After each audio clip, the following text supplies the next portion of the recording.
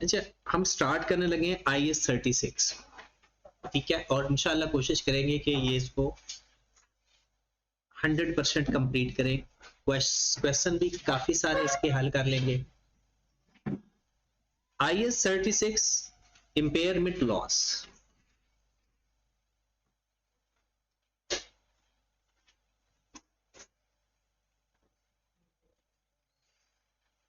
Impairment losses.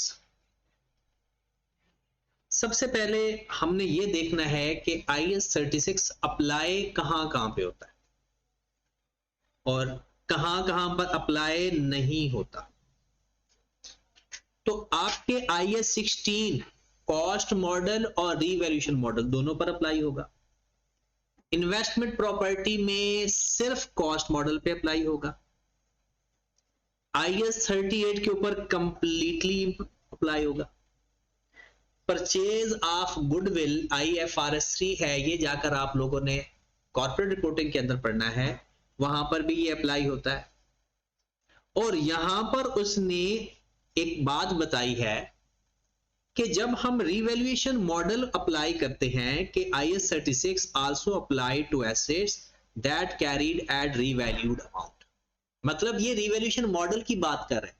लेकिन इस revaluation model में जब हमने पढ़ा था तो मैंने कहा था कि इंपेयरमेंट लॉस अप्लाई ना किया करो, वो रिवैल्यूएशन लॉस ही इंपेयरमेंट लॉस होता है उसका।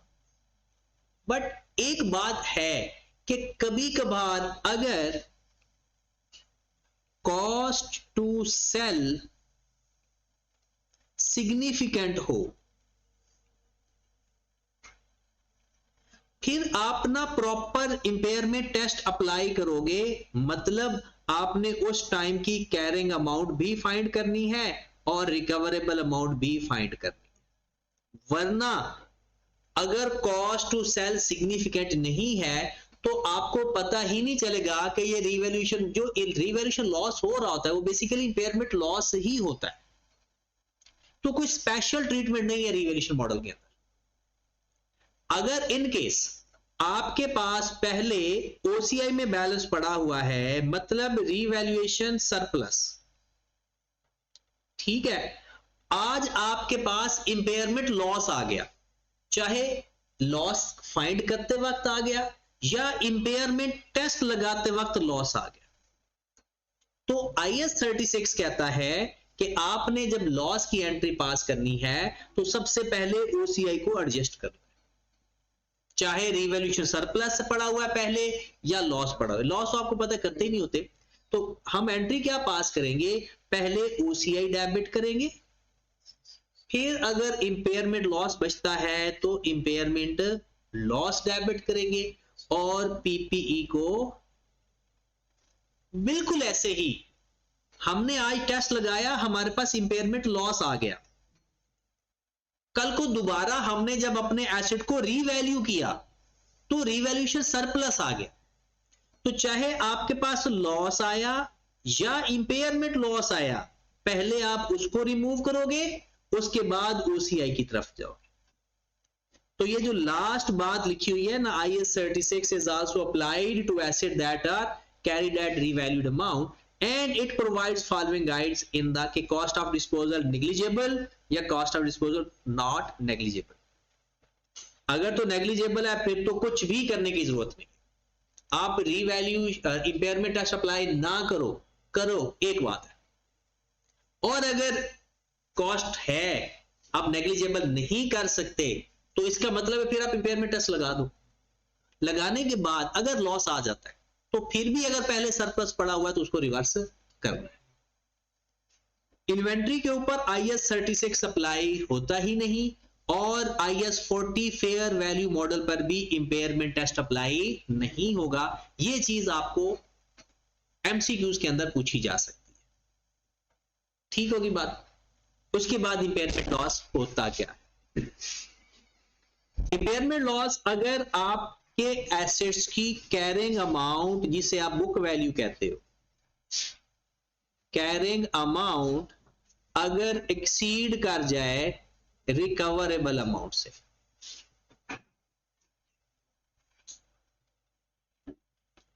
अगर आपके एसेट की कैरिंग अमाउंट एक्सीड कर जाए रिकवरेबल अमाउंट से। अब रिकवरेबल अमाउंट क्या चीज है? Higher of fair value less cost to sell,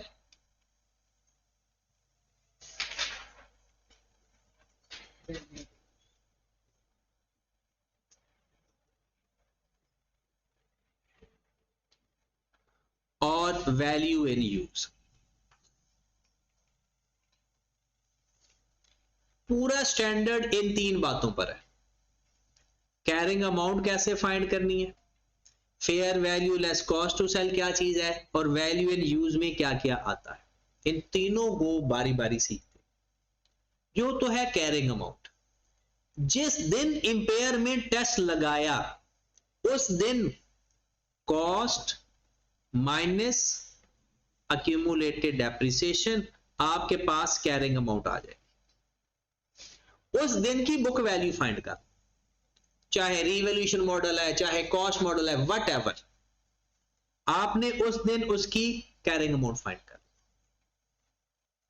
fair value less cost to sell, fair value में कौन सी बातें कंसीडर करनी है और कॉस्ट टू सेल में कौन सी बातें कंसीडर करनी है।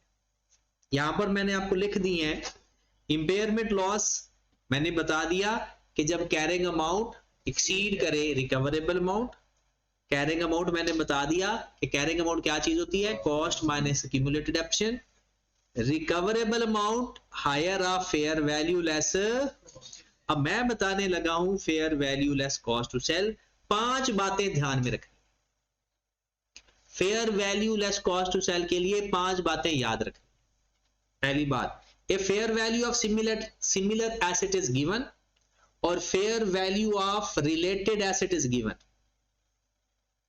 आपके पास आपके एसेट की फेयर वैल्यू भी गिवन है, मैं उसको रिलेटेड एसेट कह रहा हूं, और आप जैसे एसेट की फेयर वैल्यू भी गिवन है, तो आपने अपने एसेट्स की फेयर वैल्यू लेनी है। ये पेपर में सवाल आया हुआ है आपको। वो कहता है कि आप अपना एसेट बेचेंगे तो 10,000 का बिकेगा, आप जैसा और एसेट है वो 12,000 का बिकेगा या 9,000 का बिकेगा, तो आपने कौन सा लेना है? अपने एसेट की फेयर वैल्यू, नंबर 1। नंबर 2, आपको अपने एसेट की फेयर वैल्यू गिवन ही नहीं है, आपको गिवन ही आप जैसे एसेट की है, तो फिर आप वही ले लो। दोनों फेयर वैल्यू गिवन हो तो अपने एसेट की फेयर वैल्यू लेनी है, और दोनों में से एक गिवन है तो फिर जो गिवन है वही ले लें। पहला पॉइंट। दूसरा पॉइंट। तीसरा पॉइंट, आपने सिर्फ कॉस्ट टू सेल एक्सपेंसेस लेने हैं। मिसाल के तौर पर कोई लीगल एक्सपेंस आ गए, कोई स्टैंप ड्यूटी आ गई, या cost of removal the asset. मतलब cost to sell, fair formula क्या है? Fair value. वो 2 बातें होगी फेयर वैल्यू में कि सिमिलर एसेट दोनों गिवन है तो अपने एसेट की फेयर वैल्यू लेनी है, और अगर दोनों में से किसी एक एसेट की फेयर वैल्यू, फिर जो गिवन है वही। कॉस्ट टू सेल में आपने जो एसेट को सेल करते वक्त खर्चा आना है वो, उसमें आपने रिस्ट्रक्चरिंग एक्सपेंसेस नहीं लेने, not will not be considered, या एक्सपेंसेस फॉर न्यू एसेट। वो कहता है जी ये एसेट मैं बेचूंगा अगर तो इतना खर्चा आएगा, उसकी जगह नया लगाऊंगा, तो नए एसेट की जो चीज है वो आपने कंसीडर।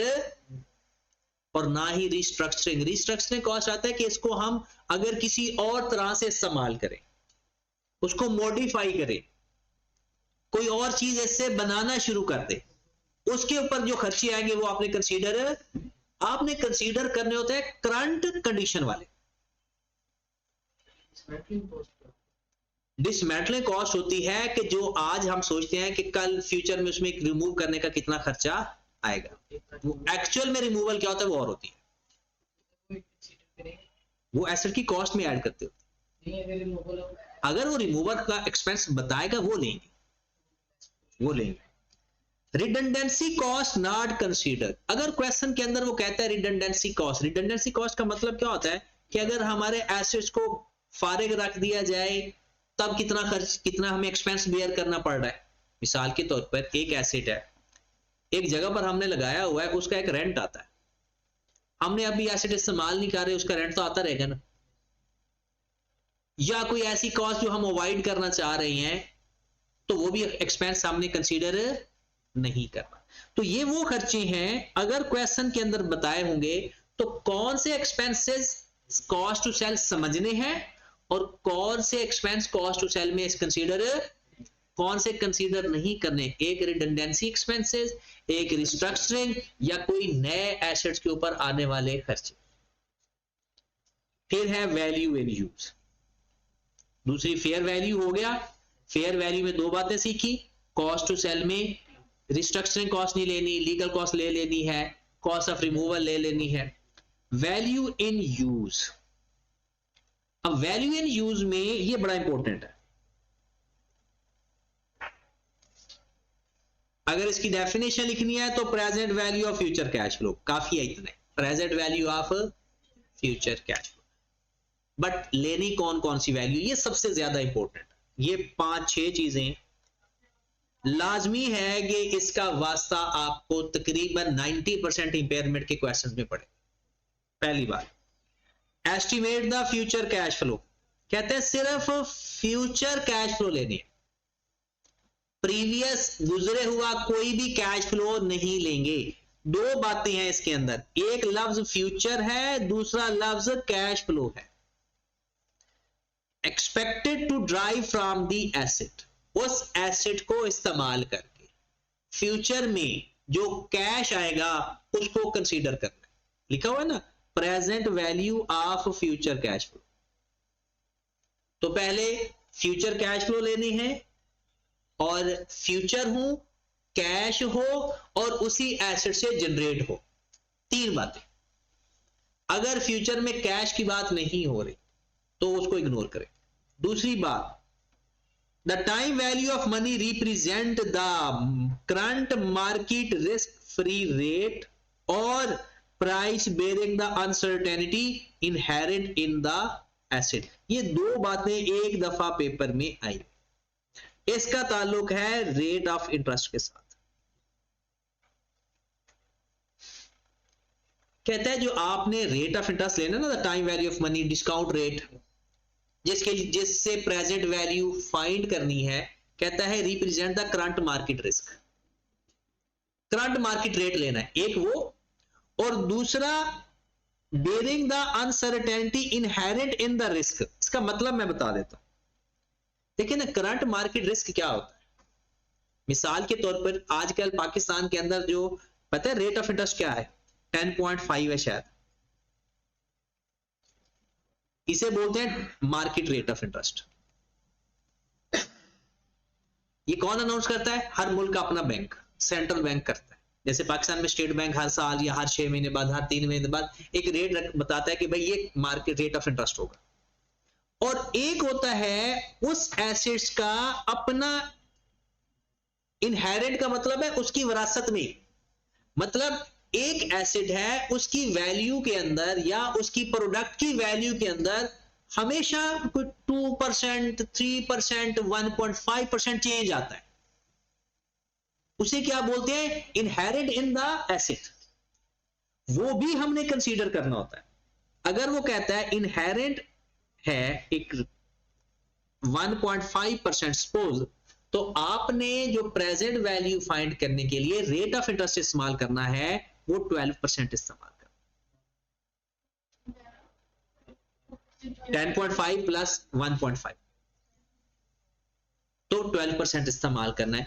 अगर क्वेश्चन के अंदर मोस्टली एक दफा पेपर में ऐसा सवाल आया है कि उसने कहा जी करंट मार्केट जो रिस्क है वो है 10% और 2% है हमारे पास inherent to that risk asset, तो हमने कौन सा इंटरेस्ट लेना था फिर?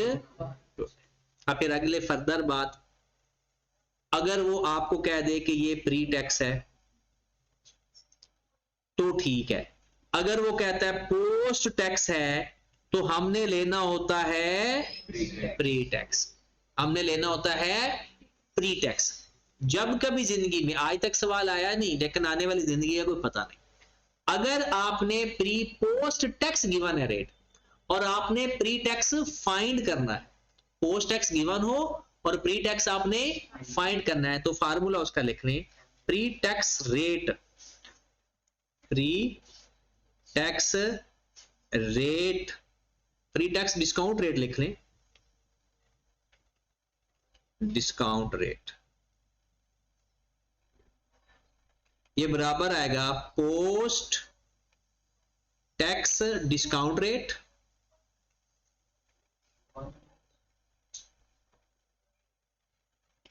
Post tax discount rate over 1 minus tax rate,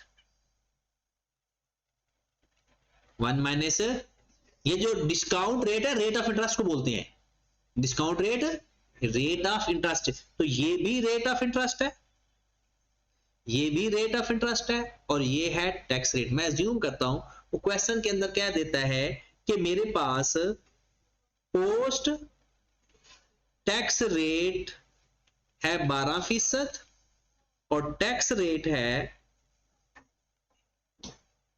30%। हमें कौन सा टैक्स रेट चाहिए होता है, सॉरी कौन सा रेट चाहिए होता है, प्री टैक्स, तो हम फार्मूला लगाएंगे, प्री टैक्स किसके बराबर आएगा, pre tax rate is equal to post tax rate divided by 1 minus 0. तो 12% को डिवाइड कर देंगे 0.7 के ऊपर, कितना आ गया 17.2%। तो ये काम हो सकता है। हाँ जी, ए के बारे में हमने 3 बातें सीखी, फ्यूचर हो, कैश हो और उसी एसेट से जनरेट हो। बी और सी में हमने देखा कि करंट मार्केट का नॉर्मल रेट लेना है जो रिस्क फ्री होता है, और दूसरा हमने अगर उस एसेट का अपना इनहेरेंट रिस्क है तो वो भी लेना है। तीसरे में लिखा हमने, तीसरी बात होगी, डी पे आ जाए, cash outflow will be necessarily incurred to generate the cash inflow from continue use of the asset। इसका मतलब ये है अगर हमें कैश इनफ्लो हो रहा है, उस इनफ्लो को जनरेट करने के लिए अगर आउटफ्लो भी हो रहा है तो वो भी आपस में नेट कर दो, या उसको इनफ्लो ले लो और उसको आउटफ्लो ले लो। लेकिन याद रखें कॉन्टिन्यूअस यूज, करंट कंडीशन, ये बार बार मैं बात बता रहा हूं, करंट कंडीशन से क्या मुराद है। मैं कहता हूं जी मैं गाड़ी चलाता हूं ऊबर पे, जी मुझे हर साल का तकरीबन जी मैं कमा लेता हूं 6 लाख रुपए। अब 6 लाख कैश इनफ्लो है, तो मुझसे किसी ने पूछा कि अच्छा ये इनफ्लो 6 लाख लेने के लिए आपका खर्चा कितना होता है। मैंने कहा जनाब एक तो मुझे कमीशन देना पड़ता है उनको, ऊबर वालों को या इन ड्राइव वालों को, दूसरा मेरा फ्यूल का एक्सपेंसेस आता है, तो ये मेरा सालाना कोई खर्चा हो जाता है कोई 3.5 4 लाख हो जाता है। इसका मतलब है 6 लाख माइनस 4 लाख, तो 2 लाख में नेट आएगा। अब अगली बात, मैंने ये भी कहा कि अगर मैं इस गाड़ी को इन ड्राइव से उठा के रेंट के कार वालों को दूं तो मेरा इतना एक्सपेंस आएगा और इतना इनफ्लो बढ़ जाएगा। वो कहता है ये चीज आपने कंसीडर नहीं करनी, इसको बोलते हैं रीस्ट्रक्चरिंग। आप अपना यूज चेंज कर रहे हैं फ्यूचर, तो आपने जिस हालत में ये एसेट है और इसी हालत में फ्यूचर में इस्तेमाल होगा, इसी हालत में इनफ्लो जो आउटफ्लो आएंगे वो कंसीडरेबल होंगे। अगर उसके ऊपर आपने कोई एक्सपेंस लगाने हैं, उससे आपके खर्चे कम या ज्यादा होने हैं, उनको कंसीडर नहीं करना। आगे बढ़ते हैं, net disposal proceed at the end of the useful life, इसको बोलते हैं रेजिडुअल वैल्यू, ये भी लेते हैं। नेट डिस्पोजल प्रोसीड का मतलब क्या है, जब उसकी लाइफ खत्म हो जाएगी उसको बेच के जो पैसे हैं वो हमारा इनफ्लो होता है। एक इनफ्लो हो गया जो नॉर्मल इनफ्लो और आउटफ्लो होता है, और दूसरा जो एसेट बेच के हमें पैसे मिलेंगे वो भी हमने कंसीडर करना है। The future cash flows from continue use, ये तो बात हो गई है ये करंट कंडीशन वाली, और रेट कौन सा लेना है, रीटैक्स। जो चीज वैल्यू एंड यूज में कंसीडर कभी नहीं करनी, एक फाइनेंसिंग एक्टिविटी का कुछ नहीं लेना, ना लोन लेना है, ना फाइनेंस कॉस्ट लेनी है, ना इंटरेस्ट पेड रिसीव लेना है। फाइनेंसिंग एक्टिविटी कौन सी है? कैश फ्लो वाली। कैश फ्लो में जो फाइनेंसिंग एक्टिविटी में चीजें लिखते हैं, अगर वो आपके इंपेयरमेंट के अंदर आ जाए, वो सारी इग्नोर कर दे। इनकम टैक्स ना रिसीव लेना है ना पेड लेना है, वो कैश फ्लो कंसीडर नहीं करना, क्योंकि हमने सिर्फ रेवेन्यू और एक्सपेंस लिखने हैं, ऑपरेटिंग एक्सपेंस लिखने हैं, ना इंटरेस्ट लेना है, क्योंकि इंटरेस्ट का ताल्लुक लोन के साथ है, टैक्स का ताल्लुक प्रॉफिट के साथ है, ऑपरेशन के साथ थोड़ी है। A future restructuring to which entity is not yet committed improving या enhancing the assets performance, ये चीजें हमने इस्तेमाल नहीं करनी, और ये चीजें क्वेश्चन के अंदर दी होती और हमने उसको कंसीडर इग्नोर कर देते वैल्यू एंड यूज फाइंड करते वक्त। लास्ट टाइम ये क्वेश्चन आ चुका है, हो सकता है अब दोबारा ना आए। ये आपका लास्ट अटेम्प्ट में ये 6 नंबर का ये सवाल था। इंटरनल सोर्स लिखो और एक्सटर्नल सोर्स। अगर आपको याद थे तो ठीक है, नहीं तो 6 नंबर का ये सवाल आ चुका है, तो इसको मैं बता देता हूं। इंटरनल सोर्स क्या होते हैं?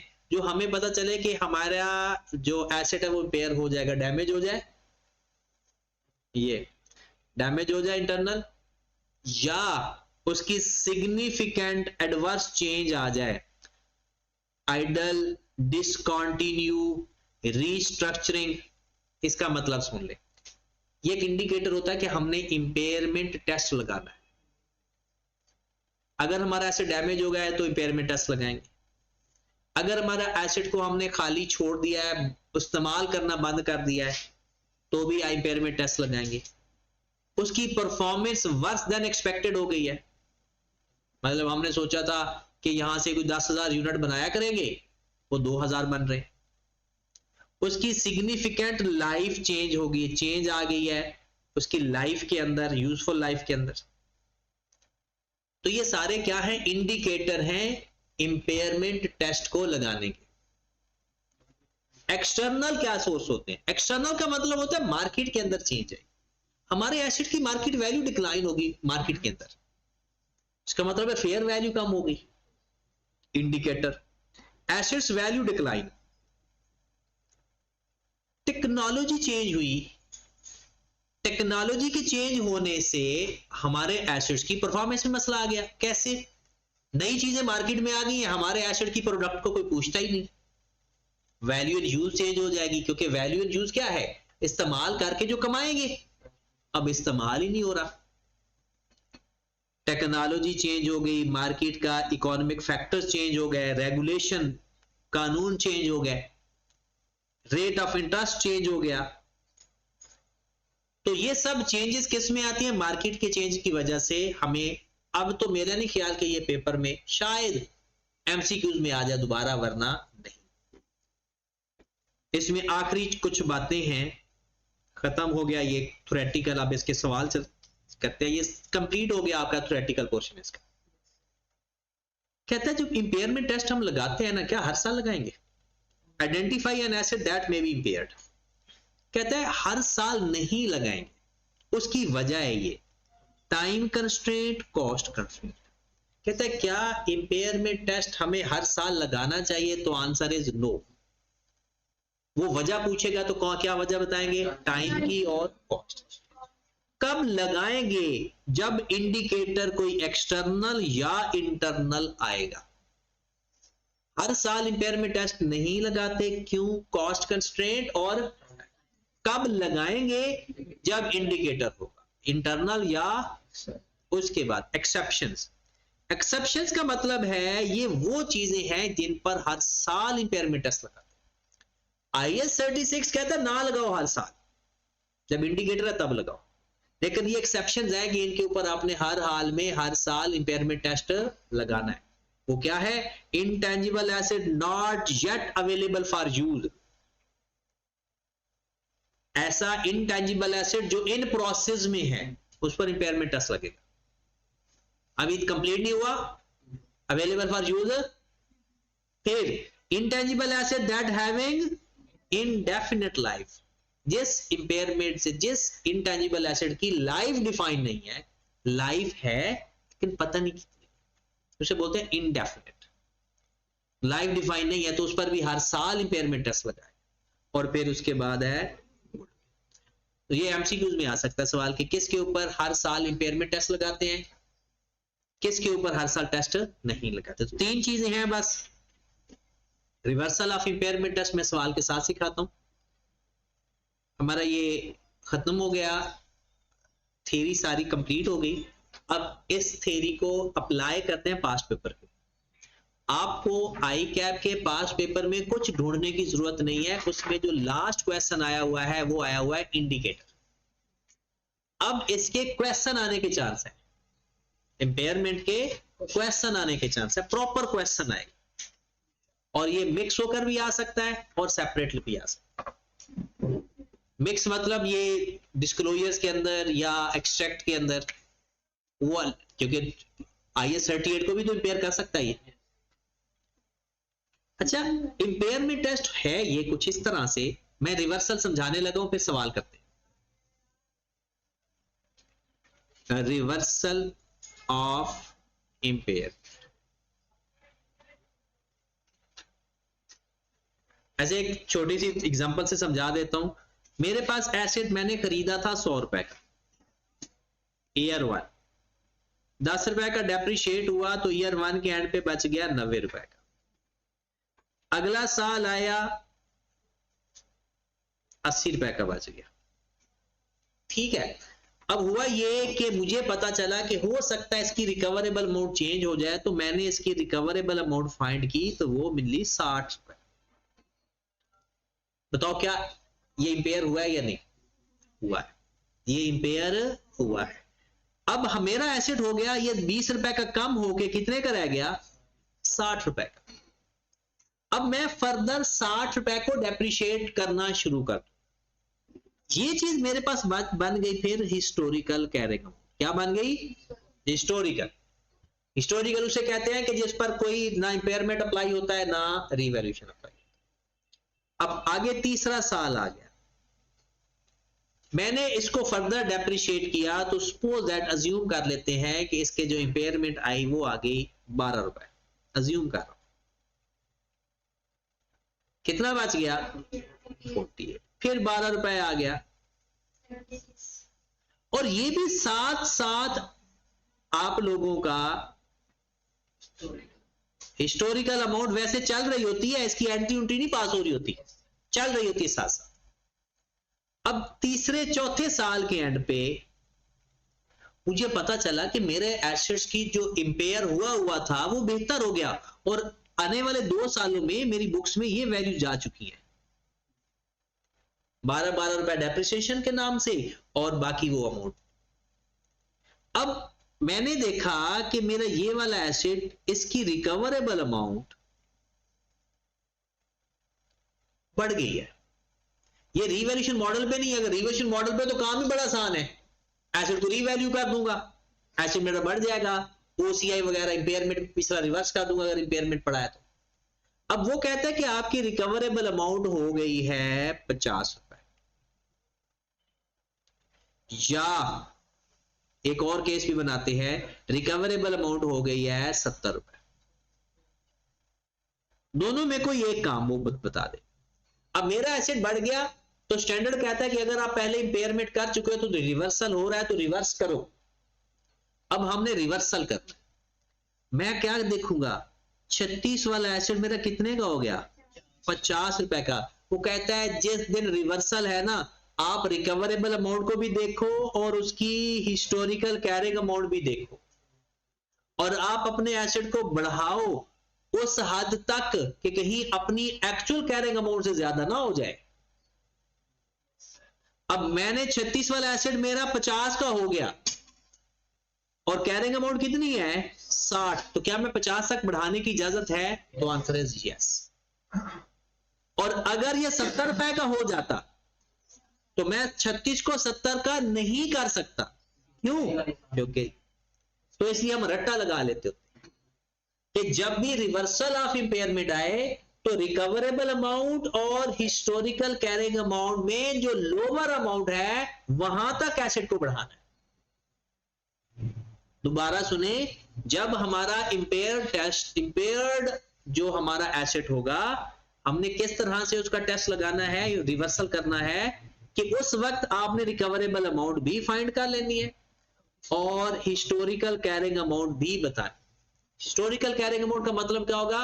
जिसके ऊपर इंपेयरमेंट टेस्ट ना लगा, ना इंपेयर होता तो क्या होती हिस्टोरिकल कैरिंग अमाउंट। तो उन दोनों में से जो लोअर अमाउंट होगी उसके साथ अपना एसेट कंपेयर करेंगे। मिसाल के तौर पर अब 36 को इस केस में 50 के साथ कंपेयर करेंगे, हमारा एसेट कितने का हो जाएगा? 50 का। कितने का हो जाएगा? और इंक्रीज कितना हो गया? 40। एंट्री क्या पास होगी? PPE debit, reversal of impairment credit, और अगर पहले कोई सर्पल लॉस पड़ा हुआ है वो रिवर्स करेंगे, फिर रिवर्सल लिखेंगे। और अगर ये 70 होता तो फिर हम 60 को देखते, 36 को 60 तक लाते, 24 हो जाता, 24 इसमें ऐड करके ये कितने का हो जाता? 36 में 24 ऐड करके ये 60 हो जाता। अब फर्दर 60 को डेप्रिशिएट कर, तो ये हमारा रिवर्सल का कॉन्सेप्ट। अब अगर आप चाहते हो कि इसके सारे क्वेश्चन आपको कहीं एक जगह मिल जाएं, तो ये आप लोगों की आई कैप की जो करंट बुक है उसमें कंप्लीट पास पेपर है, बल्कि पास पेपर से भी ज्यादा क्वेश्चन है। तो आपको इंपेयरमेंट का किसी और जगह से कोई क्वेश्चन करने की जरूरत नहीं है। एक सवाल 2025 में आया है, वो आया है इंडिकेटर, बाकी सारे इसके अंदर ही है। तो आप इसके ही सवाल प्रैक्टिस कर लो, मोर देन इनफ। तो सबसे पहला सवाल इसको देखते हैं। इंपेयरमेंट के सारे क्वेश्चन मैं आपको डिस्कस कर देता हूं, बट जो इसके डिस्क्लोजर्स और एक्सट्रैक्ट के सवाल होंगे वो हम करेंगे जब IAS 16 पढ़ लें। फिर उसके लिए तो आपको पता है वो हमें एक टाइम चाहिए होगा, और हो सकता है कि 24 तक ये सारे एक्सप्लेन हो जाएंगे आपके। लेकिन इस 24 को अगर 25 और 26 की बात करें तो हम क्वेश्चन प्रैक्टिस करने के लिए ये 2 दिन रख लेते हैं कि जिसमें डिस्क्लोजर्स, एक्सट्रैक्ट, जर्नल एंट्रीज सबके सवाल प्रैक्टिस करें। कोई 3-3, 4-4, 5-5 क्वेश्चन अगर हम डिस्कस कर लेंगे ना तो ये हो जाएगा। चलें जनाब, बिस्मिल्लाह करते हैं। क्वेश्चन क्या है? Compute impairment.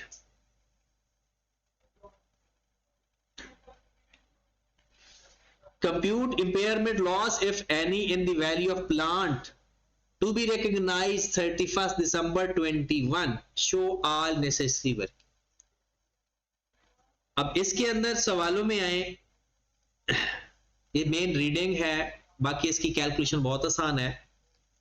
हमने इंपेयरमेंट टेस्ट लगाना कब है? दिसंबर 2021 में। जब इंपेयरमेंट टेस्ट लगाते हैं तो इसका फॉर्मेट देख लें, नाम लिख देना क्वेश्चन में,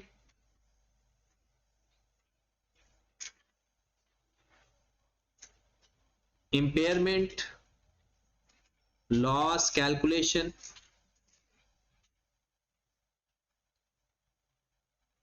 for the year ended December 2021, rupees जिसमें भी होंगे वो rupees in million, rupees in 1000, 2 column चाहे बना लें। सबसे पहले लिखेंगे हम कैरिंग अमाउंट। अगर कैरिंग अमाउंट डायरेक्ट गिवन है तो बहुत अच्छी बात है, वरना वर्किंग नंबर। फिर हम लिखेंगे recoverable amount.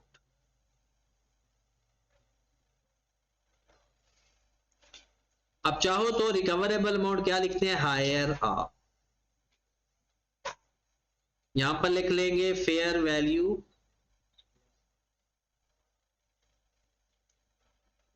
Less cost to sell और वैल्यू इन यूज। ये इसका फॉर्मेट है इंपेयरमेंट टेस्ट लगाने का। जरूरी नहीं कि इंपेयरमेंट टेस्ट ही एग्जैक्ट लगे, कुछ और भी वो पूछ सकता है। अगर इंपेयरमेंट टेस्ट पूछेगा तो ये कैलकुलेशन हम करेंगे। अब क्वेश्चन के अंदर जाते हैं वापस।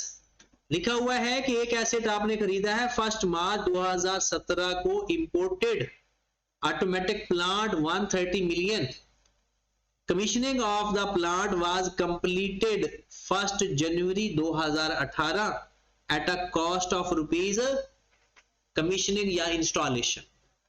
वो ऐड कर देते हैं, 140 मिलियन का एसेट हो गया। Economic life of the plant is 12 साल, यूजफुल लाइफ इज 8 साल। कौन सी लाइफ लेंगे? Useful life. ये IAS 16 का कॉन्सेप्ट है। Plant is being depreciated 20%, reducing balance method. ये बात उसने हमें बता दी। आगे कहता है due to decline demand for the product manufactured from this plant and impairment test was carried at 31 December 2021, following information has been gathered for impairment testing of the plant। पहले तो हमें बुक वैल्यू चाहिए 2021 की। 140 का आज आपका asset है, 20% है। डायरेक्ट बुक वैल्यू का फार्मूला आता है, डायरेक्ट आता है तो ये बहुत अच्छी बात है। और अगर डायरेक्ट नहीं आता तो फिर भी कोई परेशानी वाली बात नहीं है। 1118 से लेकर 2018 की साल की डेप्रिसिएशन, 19, 20 और 21, क्योंकि दिसंबर 21 तक आपने जाना है। कितने साल गुजर गए? 18 का एक, 19 का, 20 का और 21 का। तो हमारे पास कैरिंग अमाउंट फाइंड करने का डायरेक्ट फार्मूला मैंने पढ़ाया हुआ है आपको, 140 into 1 minus 0.20 की पावर 4। पूरे साल मान रहे हैं तो बताएं कितना आंसर आ गया? 57.344।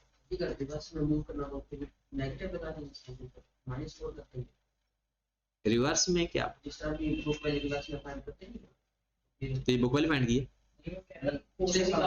कॉस्ट निकालिए तो सेम बस 140 की जगह बुक वैल्यू आ जाएगी और कॉस्ट आ जाएगी दूसरी साइड, वो डिवाइड हो जाएगा, पावर उधर आकर नेगेटिव ही हो जाएगी। कितनी अमाउंट आ गई? 57.3 डबल। अब सिंपल कैलकुलेटर में पुट करके ना, बल्कि अपने फार्मूले में जो अननोन है वो फाइंड कर, यहां पर हम लिख देंगे वर्किंग नंबर 1। अगला कहता है the current selling price of the similar plant in the local market is 50 million। The present decommissioning of the plant is estimated 2 million।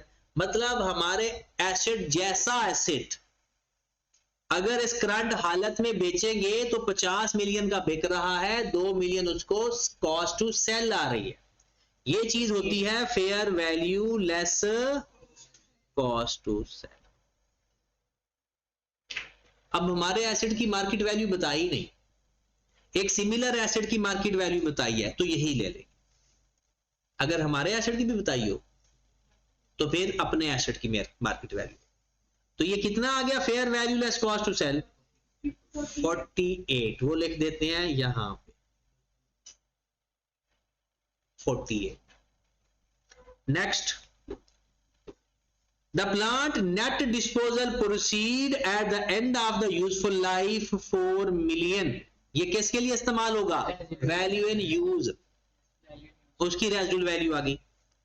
The current market risk free rate is 8%। However, the investor would ask additional return 2% bearing the uncertainty inherent in such plant। तो rate of interest कितना लेंगे? 10%, क्योंकि दोनों हमने अभी पढ़ के हैं। आगे वो कहता है a junior accountant has calculated the net cash flow। अच्छा, हम कहां पे खड़े हैं पता है आपको? 2021, 21, 22। आगे वो कहता है कि जो जूनियर अकाउंटेंट ने नेट कैश फ्लो दिखाया है 2022, 23, 24, 25, क्या ये फ्यूचर है? ये बात ठीक है। 3 बातें, फ्यूचर हो, कैश हो और अपने ही एसेट से जनरेट हो।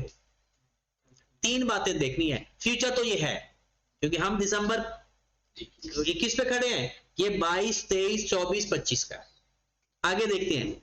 However, a review accountant working has revealed the following। क्या depreciation of the plant has been included as outflow? कहता है इसके अंदर ना depreciation outflow शो की हुई है और depreciation तो नॉन कैश है, तो आउटफ्लो हो गया है तो हम उसको रिवर्स कर देंगे। तो अब यहां पर वर्किंग नंबर 2 करते हैं। यहां पर आपने क्या लिख लेना है? ईयर्स आपके पास हैं 2022, 23, 24-25 नेट कैश फ्लो गिवन, कितने कैश फ्लो गिवन है आपके पास? 11,731, 11,731। इसमें से डेप्रिसिएशन माइनस हो चुकी है या प्लस? और हमने उसको रिवर्स करना है तो ऐड कर देंगे। अब डेप्रिसिएशन पहले फाइंड करनी पड़ेगी। आपके पास बुक वैल्यू तो आपने फाइंड कर ली है ना। दिसंबर 21 की कितनी बुक वैल्यू आई? अब आपने दिसंबर 22 की डेप्रिसिएशन ले, मल्टीप्लाइड बाय 20%, 11.7, एक ही डिजिट कर ले, 11.46 है, 11.5 कर देते, ऊपर भी बच। अब माइनस करें जरा, 57.344 माइनस 11.5, 45.89 है, तो 9 कर दो। अब एक ही पॉइंट, एक डिजिट। उसके बाद दिसंबर 23, फिर 20% ले, 9.2, हाँ जी, 45 में 9 माइनस कर दे,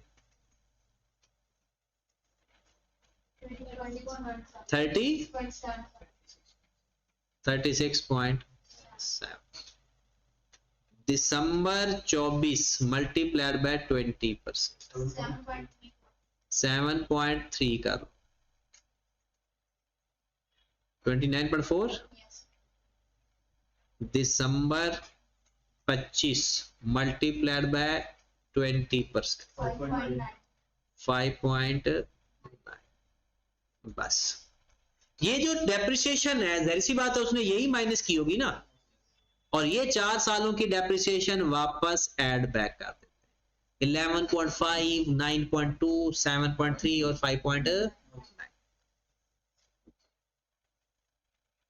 पहली डेप्रिसिएशन कितनी? 11.5 ऐड बैक कर देंगे, 9.2 ऐड बैक कर देंगे। नेक्स्ट 7.3 और 5.9।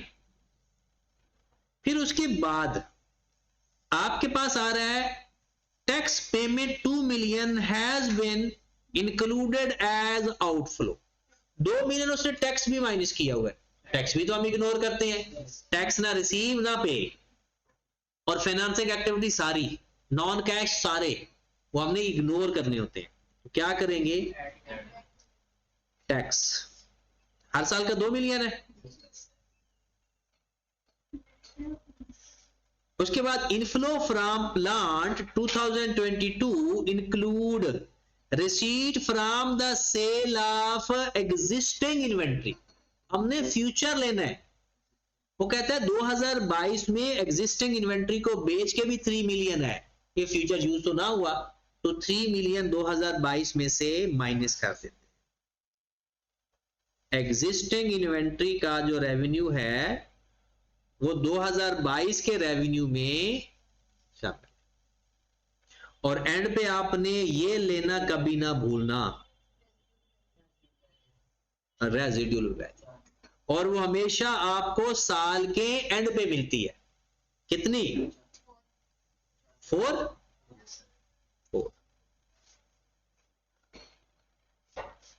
आपने इन सब को प्लस माइनस करना है, इसे आप बोलते हो नेट कैश फ्लो।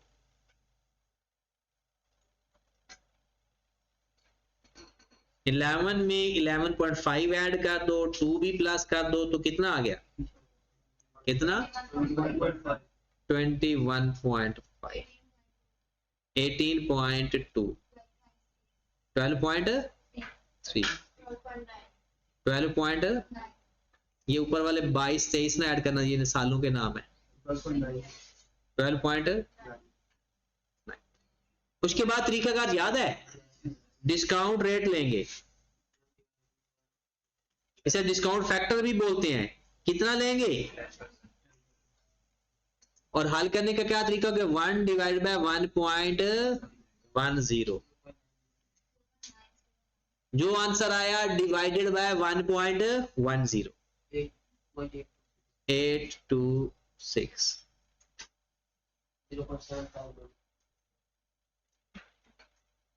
अब हम कर लेंगे प्रेजेंट वैल्यू। इसे प्रेजेंट वैल्यू कह दे, वैल्यू इन यूज कह दे, एक ही बात। 21.5 को मल्टीप्लाई करेंगे 0.909 से, कितना 19.5। 18 को मल्टीप्लाई करें 18.2 को 0.826 से, 15.03। 12 को मल्टीप्लाई करें 12.3 को 9.2 और 12.9 को 0.683 से 8. इन सब को कर दो प्लस, ये आपके पास आ जाएगा वैल्यू इन यूज।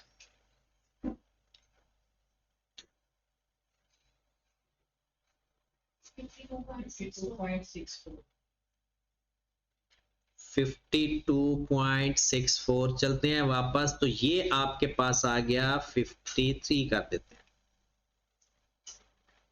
अब ये आपका इनमें से जो हायर होगी that is the recoverable amount, वो कितनी आएगी, आपके पास कैरिंग अमाउंट है 57.344 और रिकवरेबल अमाउंट है 53। क्या एसेट इंपेयर हुआ या नहीं, तो हम लिखेंगे इंपेयरमेंट लॉस।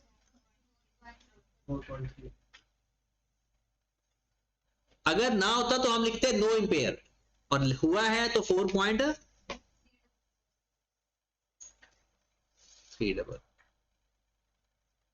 ठीक होगी बात। अब अगर आपसे कोई पूछे कि 2022 में आपके पास एसेट्स की वैल्यू क्या है, तो क्या होगी 53, क्योंकि 57.344 में से 4.344 इंपेयर कर देंगे, जो इनमें से लोअर अमाउंट है वो आगे कंटिन्यू। ये हमारा हो गया इसका फुल फ्लैज पहला question.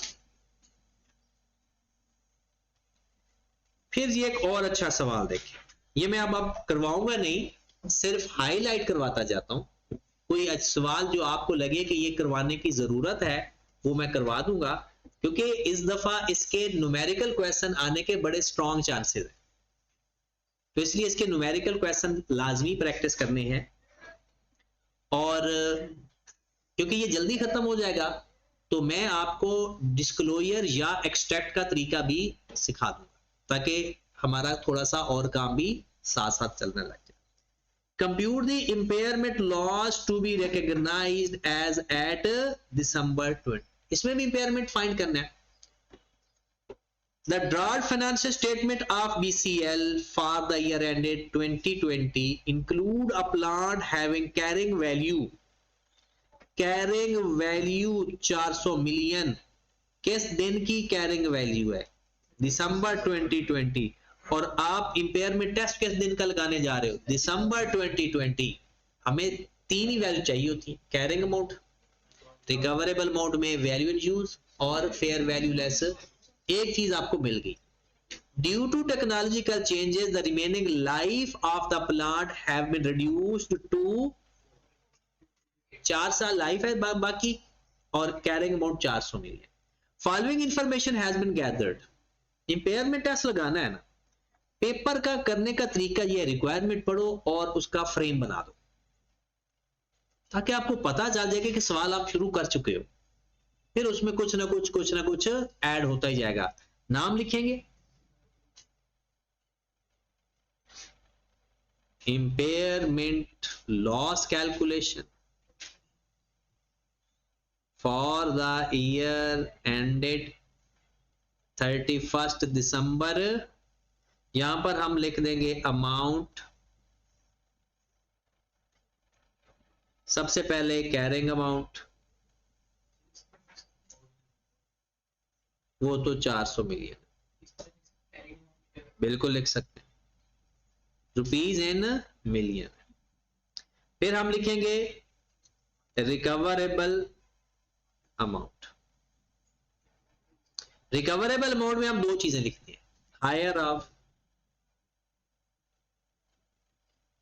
Fair value less cost to sell और वैल्यू इन यूज, ये फॉर्मेट है। और इसमें वैल्यू पुट करेंगे। जब भी इंपेयरमेंट फाइंड करना हो ना, अलग से 6 से 8 नंबर का ये सवाल आता है, तरीकाकार यही हो। Inflow from sale of the product to be manufactured by the plant for the year 2021 estimated 200 million। कहता है inflow from, net cash flow नहीं बताया, इनफ्लो उस प्रोडक्ट्स उस मशीन से बना के 200 मिलियन का बेचेगा। These inflow are subject to 10% decrease in subsequent year due to declining demand। कहता हर साल 10% इसकी डिमांड कम होती जाएगी। आप अपनी वर्किंग शुरू कर चुके हो एक तरह की, कितने साल है आखिर, 1 2 3 4। इनफ्लो कितना इनफ्लो है पहले साल का, 200। हर साल 10% कम होगा, तो पता है कम कैसे करोगे, मल्टीप्लाइड बाय 0.9। बढ़े तो 1 प्लस परसेंटेज से मल्टीप्लाई, कम हो तो 1, तो 200 का 0.9 180 162 145 पॉइंट आउटफ्लो। अगर तो ये एक नेट कैश फ्लो बताया होता तो अच्छा था, उसने इनफ्लो बताया है। और साथ आगे क्या बताया है, कहता है ऑपरेटिंग कॉस्ट जो आपकी आ रही है वो 80 मिलियन आ रही है पहले साल, और हर साल 5% बढ़ती जाएगी। क्या करेंगे, पहले 80 है, मल्टीप्लाइड बाय 1.05 84 88.2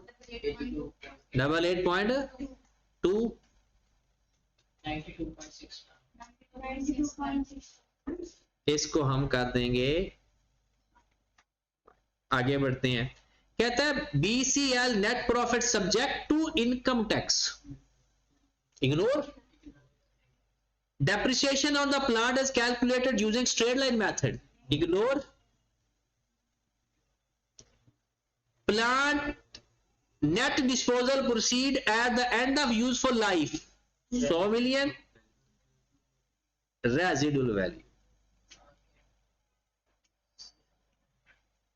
फिर उसके बाद pre tax and post tax कौन सा लेंगे डिस्काउंट रेट, प्री टैक्स 12%। आगे वो कहता है a technological advance plant with similar capacity can be purchase 350 million. BCL has received an offer to buy existing plant to 50 million और shipping cost 7 million. अब आगे बात वही वाली, हमारे जैसा एसेट मार्केट में 350 मिलियन का बिक रहा है और हमें ऑफर मिली है 250 मिलियन की और 7 मिलियन शिपिंग कॉस्ट भी आएगी। तो फेयर वैल्यू कौन सी लेंगे, 350 या 250? 250 और शिपिंग कॉस्ट कितनी लेंगे, 7। तो fair value less cost to sell 250 minus, ये आ जाएगा 250 माइनस 7 कितना आ गया 243। और बस इसको अब नेट कर लो,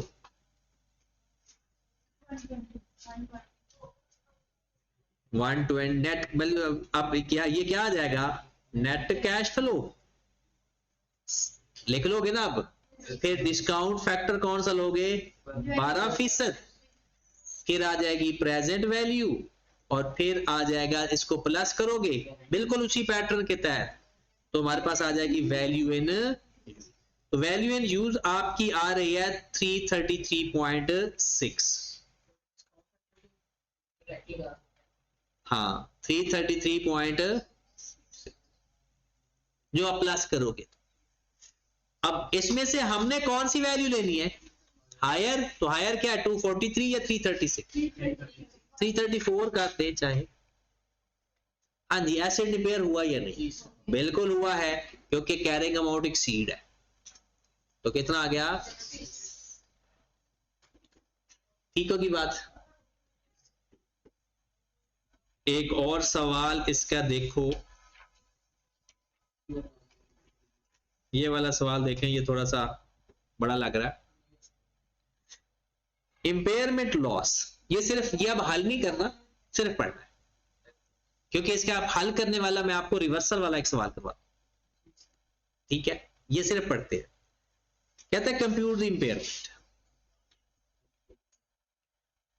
और टाइम कब पूछ रहा है? जून 2000। टाइम बड़ा इंपॉर्टेंट होता है,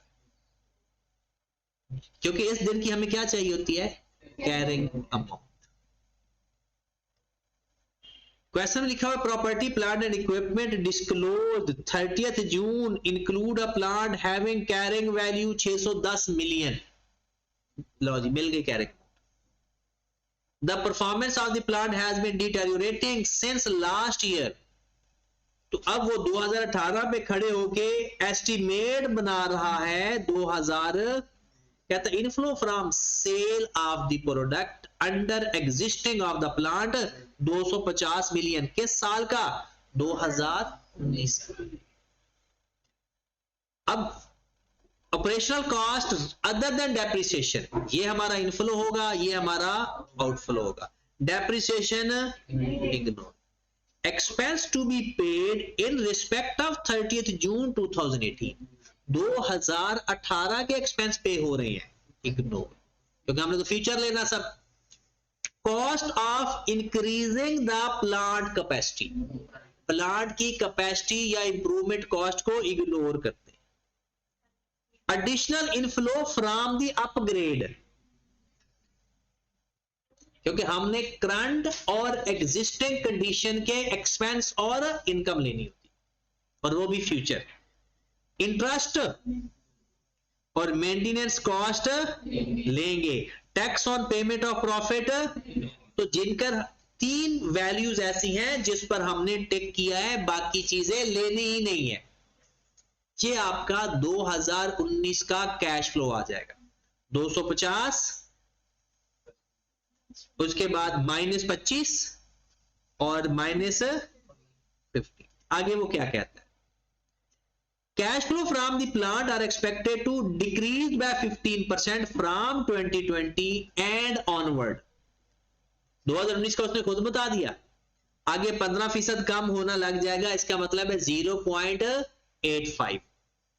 0.85 से मल्टीप्लाई करते जाएंगे, अगले साल के कैश फ्लो आते जाएंगे। The plant residual value after the remaining useful life 2019, 2020, 2021, बस। और एंड पे 100 मिलियन आपकी रेजिडुअल वैल्यू भी आ जाएगी। यहां तक क्लियर है? ये हमारा आ गया वैल्यू एंड यूज का डाटा। कैरिंग अमाउंट आ गई, वैल्यू एंड यूज का डाटा मिल गया। अब आ जाते हैं fair value less cost to sell. Offer has been received from the by the plant 570 million, but to incur the following cost. Cost of delivery to the customer, ये cost to sell लेंगे या नहीं लेंगे? Legal cost लेंगे। Cost to reorganize the production process after the disposal of asset, ये है restructuring cost। इसको हमने एग्जैक्ट ये 3 बातें वो आपकी लाइन के अंदर लिखी हुई है, कॉस्ट नॉट इंक्लूडेड वाली। यहां पर अगर आप देखें कि हमने fair value less cost to sell में जब अमाउंट्स लेनी है तो कौन सी वैल्यू इग्नोर करनी है और कौन? उसने कहा था लीगल कॉस्ट लेनी है, cost to removing the asset लेना है, रीस्ट्रक्चरिंग नहीं। कौन सी? डिसमेंटलिंग कॉस्ट तो वैसे एसेट कॉस्ट में ऐड होने वाली अमाउंट होती है, तो यहां पर इग्नोर करें। उसके बाद क्या लिखा हुआ है? एप्लीकेबल टैक्स रेट इज, यहां पर डिसमेंटलिंग कॉस्ट थी कहां? मैंने कहा शायद था, मुझे नजर नहीं है।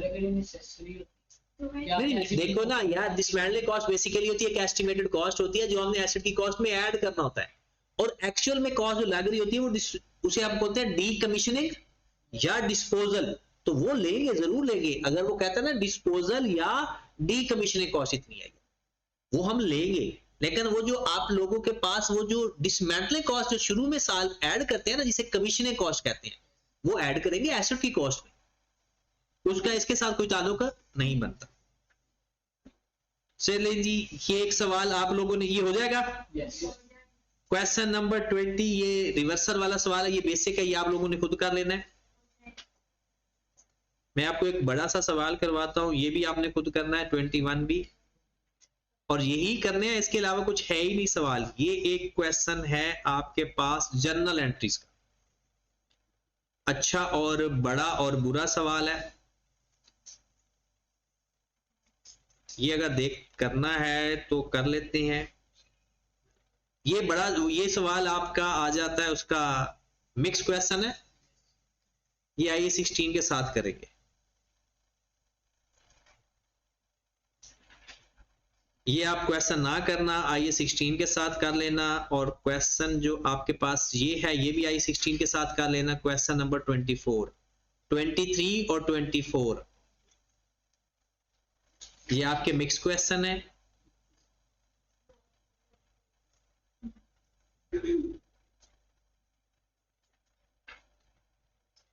ट्वेंटी 25 आ जाए, ये रिवर्सल वाला सवाल। ये पहले ये कर लेते हैं ताकि बहाल एनर्जी में ये सवाल हो जाए, फिर उसके बाद इसके दो और सवाल हैं, ये topic complete. Calculate the carrying value. पहली बात, आई कैप ने कैरिंग वैल्यू पूछी और बच्चों ने इंपेयरमेंट लॉस बता के आ गए, क्योंकि क्वेश्चन IS 36 का था और हमें तो इंपेयरमेंट लॉस फाइंड करना आता है।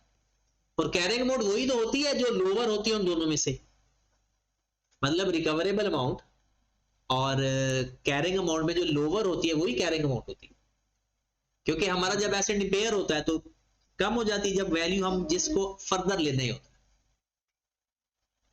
कहता है जी 2021 और 2022, क्वेश्चन तो ये 8 नंबर का ही था, बट बहुत सारे स्टूडेंट से गलती ये हो गई कि इस सवाल को पहचानने में कि इंपेयरमेंट लॉस फाइंड करके आ, ये सारे 5 पेपर ही हैं। तो जुलाई 2019 के अंदर SL purchased a manufacturing plant 570 million. The plant is being depreciated 15% per annum using the reducing balance method. December 2021, the remaining life of the plant is 4 years.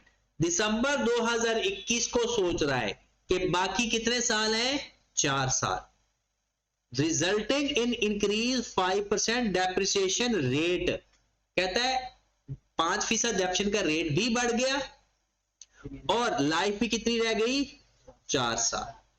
अच्छा, कुछ लोगों ने इस 15% को मल्टीप्लाई कर दिया 1.05 से और अपना आंसर लिख लिया 16 या 17% जो आ रहा था। और कुछ लोगों ने, और आई कैप ने, जिन लोगों में आई कैप भी शामिल है, उसने 15% में 5% ऐड करके लिया। अब पेपर में सोल्यूशन दोनों ही ठीक है। उसकी वजह यह है क्योंकि वो इस चीज को गलत नहीं करता, क्योंकि ये तो अजम्पशन है। वो कहता है 5% डेप्रिसिएशन का रेट बढ़ गया है। अब किसी ने कहा कि जितने फीसद पहले है उसी का 5% बढ़ा दिया और किसी ने 5% ऐड कर दी, तो आई कैप ने इसको 5% ऐड करके लिया हो। अब कहता है SL carried out impairment test, ये जो 570 मिलियन है ये किस दिन की वैल्यू, 1719। हम कहां पे खड़े हैं, दिसंबर 2021। कहां पे खड़े हैं, दिसंबर 2021। कहते हैं कैरीड आउट दिसंबर 2021 और दिसंबर 2022 को उसने फ्यूचर का एस्टिमेट लगाया। कैसे, कहता है दिसंबर 2021 पे खड़े होके अगले कितने साल है उसके पास, 4, और जब दिसंबर 2022 पे खड़ा होगा फिर कितने साल होंगे, 3। तो ये 4 सालों का डाटा है और ये 3 सालों का डाटा है। अब देखते हैं, क्वेश्चन के अंदर उसने इंपेयरमेंट टेस्ट पूछा ही नहीं तो हम वो वर्किंग नहीं करेंगे। उसने कैरिंग अमाउंट पूछी है, हम लिखेंगे नाम,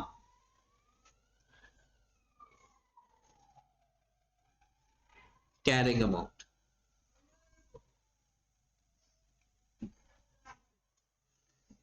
किस किस साल की? दिसंबर 21 की वर्किंग नंबर 1, दिसंबर 22 की वर्किंग नंबर 1 या 2 जो भी आएगी। यहां पर लिख लेते हैं अमाउंट इन मिलियन में है। ये तरीकाकार होगा, ये हमारा सॉल्यूशन है। और अगले पेज के ऊपर या इसके नीचे थोड़ा सा गैप देकर या लाइन लगाकर लिख देना वर्किंग। अगले पेज पे, क्योंकि अब अगले पेज पे जाना मुनासिब भी नहीं लग रहा, यहां पर हम लिख लेंगे वर्किंग और वर्किंग नंबर 1। हमें चाहिए कैरिंग अमाउंट। कैरिंग अमाउंट वैसे तो आ जाएगी डायरेक्ट, लेकिन हमने इम्पेयरमेंट टेस्ट भी तो लगाना है ना। सबसे पहले आपकी कैरिंग अमाउंट किस तरह से आएगी? 570 मिलियन है, 15% के हिसाब से आएगी या 20% के हिसाब से? 2019 में 15%, 2020 में 15%, 2021 में 20%। क्योंकि जिस साल चेंज आता है उस साल डेप्रिसिएशन चेंज के साथ लेते हैं, चाहे चेंज का दिन जो मर्जी हो। ओपनिंग क्लोजिंग का कोई चक्कर नहीं है। तो हमने 1719 को 570 मिलियन का हमारा एसेट था। ईयर एंड क्या दिसंबर है जून है? दिसंबर 19 multiplied by 15% multiplied by 6 by कितना? 42.75। कितना बच गया? 527. फिर दिसंबर 20 को मल्टीप्लाइड बाय 15%, 0809 कितना? 448.16। अब हम 2021 में आ गए। 2021 में चेंज इन एस्टिमेशन भी हुआ है, मेथड ऑफ डेप्रिसिएशन जो रेट ऑफ डेप्रिसिएशन जो चेंज हुआ है। तो जब 2021 में हमने डेप्रिसिएशन अप्लाई करनी है बुक वैल्यू के ऊपर, तो 20% अप्लाई कर। कितना? 89.63। ये हमारे पास कैरिंग अमाउंट आ गई। कितनी? 358.53। अब जरा ध्यान से, ये वर्किंग बड़ी बेस्ट है। आपका एसेट की ये कैरिंग अमाउंट है और इस दिन की रिकवरेबल अमाउंट क्या है वो भी फाइंड करनी पड़ेगी। इस दिन की रिकवरेबल अमाउंट क्या है, क्योंकि कैरिंग अमाउंट और रिकवरेबल अमाउंट को कंपेयर करना। वो कहता है कि अगर आप 2021 में खड़े हो ना, तो आपका एनुअल पता क्या होता है? सालाना। इनफ्लो है 245, आउटफ्लो एनुअल है 167। एनुअल इंटरेस्ट का क्या करेंगे? गला काट देंगे। Net sale proceed at the end of useful life residual value. अगर फेयर वैल्यू आज की फेयर वैल्यू होती है fair value less cost to sell, at the end of useful life की फेयर वैल्यू होती है रेजिडुअल वैल्यू। उसके बाद additional sale proceed at the end of useful life if plant is modified, ignore. Current fair value less cost to sell, ये हमारा है fair value less cost to sell. और आज market rate है 12% और 2022 में रेट है 10%। तो हमने करना क्या है, इसके हमने 2021 पे खड़े होके 4 साल लेने हैं। Year 1, year 2, year 3, year 4। उसने खुद कहा है ये एनुअल कैश फ्लो है। क्या है ये? 245। चेंज तो नहीं हो रहा है? चेंज हो रहा है। इनफ्लो। आउटफ्लो कितना है? 167 और फिर रेजिडुअल वैल्यू लेंगे। कितनी है रेजिडुअल वैल्यू? 140। ठीक होगी बात? और तो कुछ नहीं है 2021 का। इसी तरह 2022 का यही सेम, लेकिन टाइम लेंगे 3 साल। इसमें आ जाएगा नेट कैश फ्लो, फिर आपने डिस्काउंट फैक्टर लिखना है, और फिर आपने प्रेजेंट वैल्यू लिखनी है, और वही आपकी, ये पर्दा हटा दो और अपनी ना बुक्स निकालें, शायद जनरेटर में वो टाइम लगाए। बुक्स निकाल लें, अपनी बुक्स है ना, बुक्स निकाल लें, या अगर बुक्स नहीं है तो फिर अपने मोबाइल में या जहां भी आपके पास सोर्स है।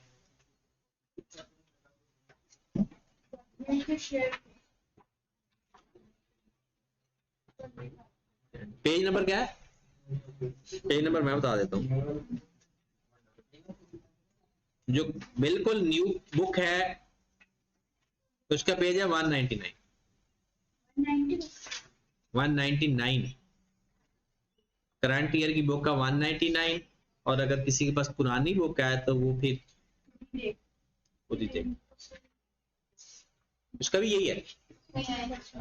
उसमें ये क्वेश्चन ही नहीं है।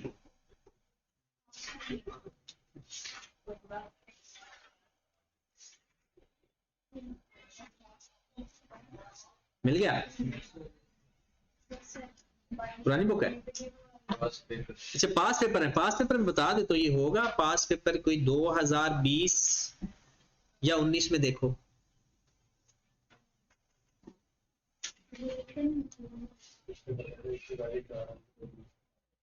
पास पेपर देखो,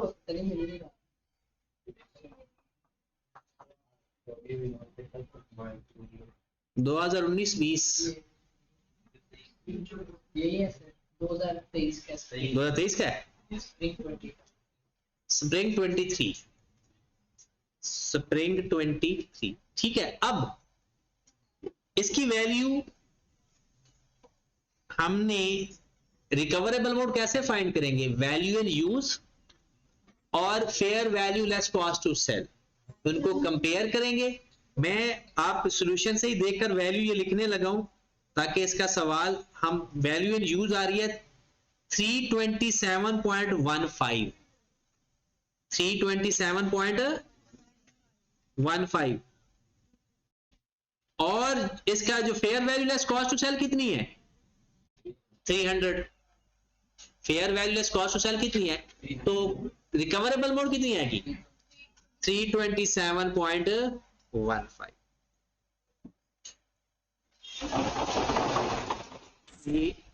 327.15।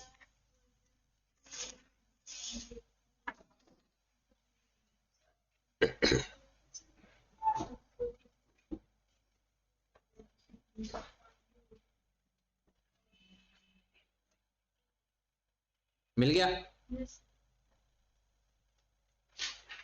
चले, आपके पास दो वैल्यूज आएंगी। कैरिंग अमाउंट इस दिन की कितनी है? कैरिंग अमाउंट इस दिन की कितनी है? 358। और रिकवरेबल अमाउंट इस दिन की कितनी है? 327। क्या आपका एसेट रिपेयर हुआ या नहीं हुआ? अब आपका एसेट किस वैल्यू पे आएगा अपनी बुक्स में? 358 पे या 320?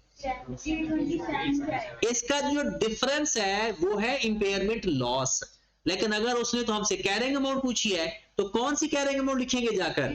327.15। तो ये अपने जवाब के अंदर जाकर लिख देंगे 327.15 और वर्किंग का रेफरेंस दे देंगे। वर्किंग का रेफरेंस दिए के बगैर तो पॉसिबल ही नहीं है ना कि ये जवाब इतना, वो कैसे पता चलेगा कि कहां गलती की है, क्योंकि हर स्टेप के अपने अपने नंबर होते हैं। तो प्रॉपर वर्किंग शो करके करना है। अब चलते हैं आगे, 2024 की कैरिंग अमाउंट फाइंड करते हैं। अब मुझे बताओ किसको डेप्रिशिएट करूंगा मैं? 327.15 को। रेट वही 20%, लो जरा इसका 20% रेट। 327.15 मल्टीप्लाई बाय 20% कितना? 4 करो जरा, माइनस कितना आ गया? 261.72। अब हमने बिल्कुल उसी पैटर्न पे उसकी रिकवरेबल अमाउंट फाइंड की। और रिकवरेबल अमाउंट मुझे बता दो बुक से ही देख के, रिकवरेबल अमाउंट उसकी वैल्यू है 280 है वो, और वर्किंग नंबर 2 2022 की 326.5, 326.5, तो हायर लेंगे 326.51। अब आप लोगों के पास 261 वाला एसेट या तो 326 के साथ कंपेयर करेंगे या इसकी भी बुक वैल्यू फाइंड करेंगे, तो इसका भी फिर 20% लो, 358.53 के 20%, 71.7 करो जरा माइनस 286.8। अब 261 वाला एसेट आप 326 के साथ रिवर्स करोगे या 286.82 के साथ रिवर्स करोगे? मतलब अब आपका जो एसेट बन गया वो 326 का बन गया या 286 का बन गया? 286 का, जो लोअर होगी कैरिंग अमाउंट और रिकवरेबल अमाउंट से रिवर्सल उस पे होगा। और अगर आपसे कोई पूछे रिवर्सल कितना है, तो रिवर्सल कितना आ रहा है? इन दोनों का डिफरेंस। रिवर्सल कितना आ रहा है? इन दोनों का डिफरेंस कितना आ रहा है? कितना? 25 ये आएगा रिवर्सल। और अगर आपसे ये पूछते हैं, हमसे तो कैरिंग अमाउंट पूछी गई है, तो कैरिंग अमाउंट कितनी है? 286.82, और अपने जवाब में जाकर लिख देना 280, वर्किंग नंबर 1 नीचे लिख लो 286.28। रिवर्सल क्या होगा? रिवर्सल हमारा ये 20, हमने 261 वाला एसेट कितने का बना दिया? 286 का। हमारा एसेट बढ़ गया तो इंपेयरमेंट लॉस रिवर्स कर दे। किसके साथ कंपेयर करना होता है? जो उस दिन की रिकवरेबल अमाउंट और उस दिन की कैरिंग अमाउंट में लोअर अमाउंट है, क्योंकि 286 से तो हम ज्यादा बढ़ा ही नहीं सकते, एक्चुअल कैरिंग अमाउंट से ऊपर जा ही नहीं सकते। ये एक रिवर्सल का सवाल था। बाकी आपके सवालों में क्वेश्चन हो गया कंप्लीट। एक सवाल उसने दिया रीसेंट क्वेश्चन के अंदर, ये में टोटल सवाल कितने हैं इसके? 26 है, 26 ही हैं।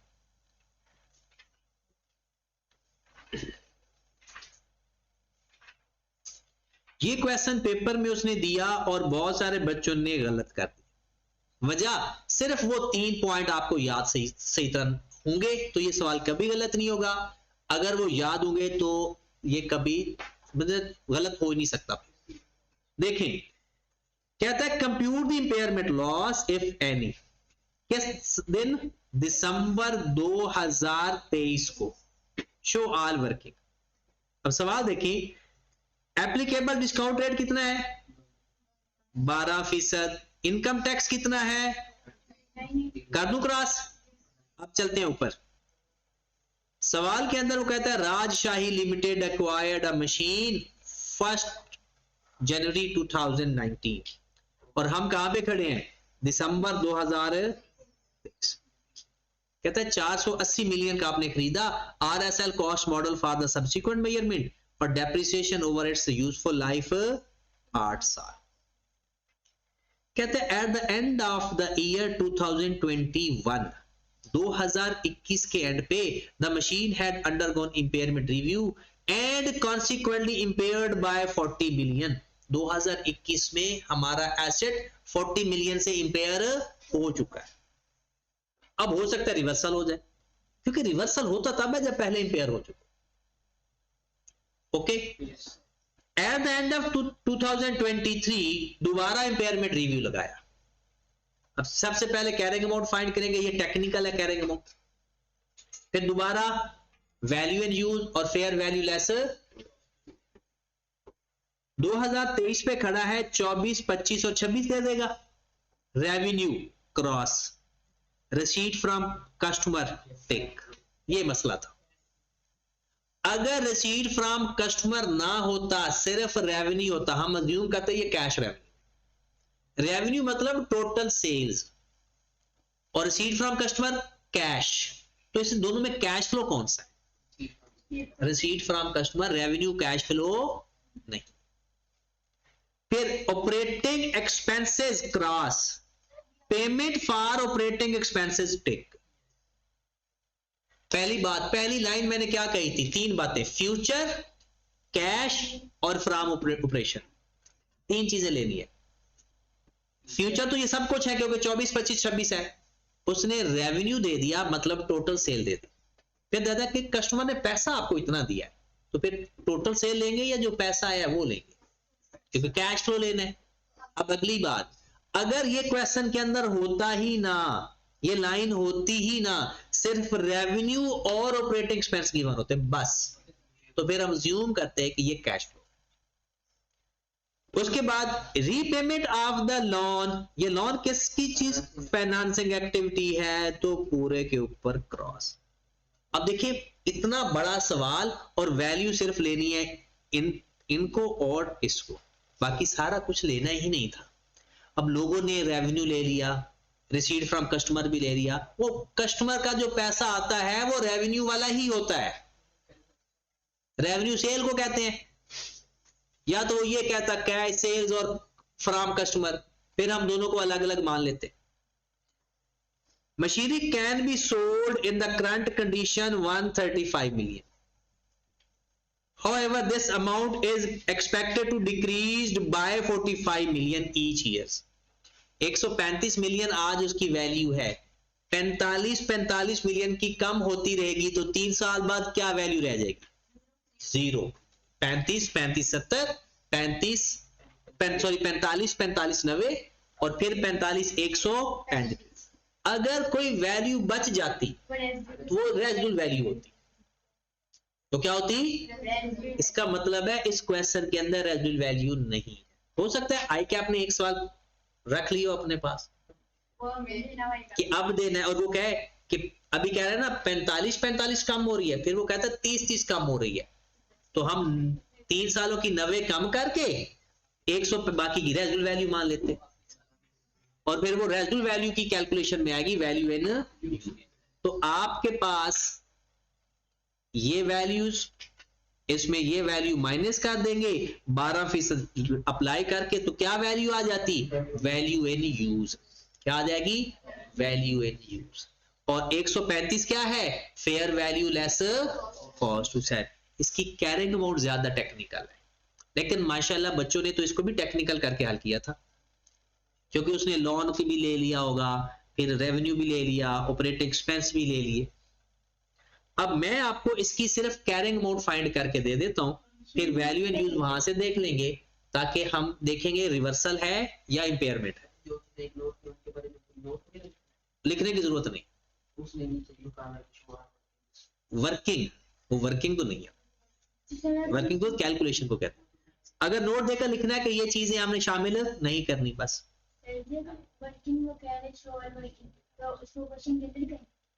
नहीं, वर्किंग भी सॉल्यूशन होता है, वर्किंग भी हमारा सॉल्यूशन होता है, उसे रफ वर्क ना समझा कर। शो का मतलब है तो कुछ लोग कैलकुलेटर पर लिख लेते हैं, कैलकुलेटर से प्लस माइनस करके लिख देते हैं, वो कहते हैं नहीं आपने लिख कर आना। अच्छा सवाल देखें, हमारे पास किस दिन खरीदा था एसेट?